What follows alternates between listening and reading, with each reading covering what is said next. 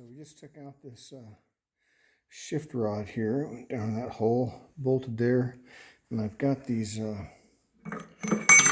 synchros here that I gotta keep in order, I assume. So that went on there. I think it's yeah, that went on there. Yeah, okay, so that's how that went.